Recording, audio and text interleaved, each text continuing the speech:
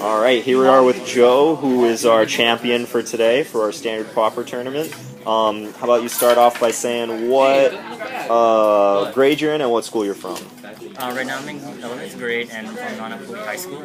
All right, and why did you decide to play your Mono Blue Eldrazi deck? Well, if there's anything I like to do is deny my opponent from their resources and droughting them from what they need to do to defeat me.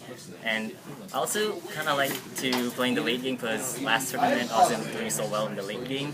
And if anything, blue is perfect for that. And I managed to just rely on my big creatures in the end and managed to get victory. All right, yeah, the ability to say no to your opponent is definitely a lot of fun, at least for you. So you said you're relying on your big creatures here. I'm looking over here, and we've got Rune Processor. Can you tell us a little bit about this guy? So when Rune Processor comes into the field, I get to put an exile card back into a graveyard, and if I do, I gain 5 life.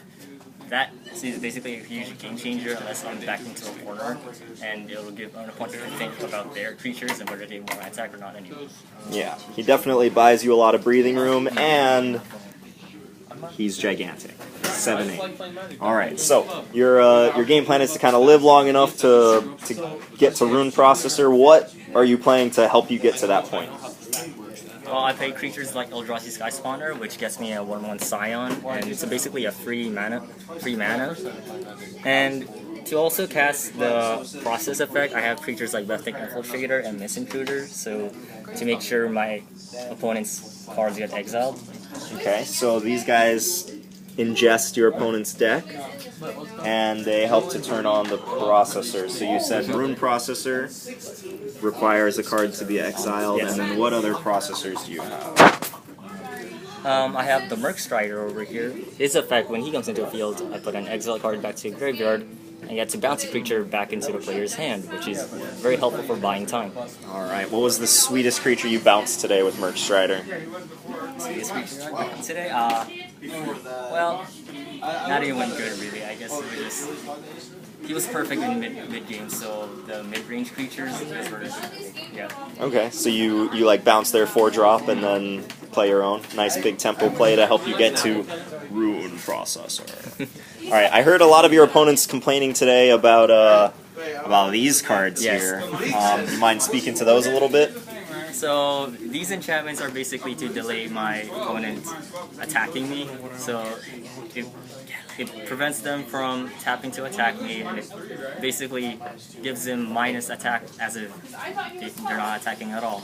I also have these counter spells that deny opponents spells. So if they're gonna play something big, I have an answer for that. All right. Yeah, in the finals against Bodhi, you got some creatures in play, and then you got to negate his Renegade Freighter and then spell Shrivel another spell after that, and he was just too far behind. Yeah, so it basically came down to how I live long enough and the right cards at the right moment, which really, when used right, I managed to deny my opponent's strategies, and I basically came out on top. Alright, awesome. Any closing remarks before we sign off? Mono Blue is the best. Alright, man after my own heart. Well, congratulations, and great tournament today. Alright.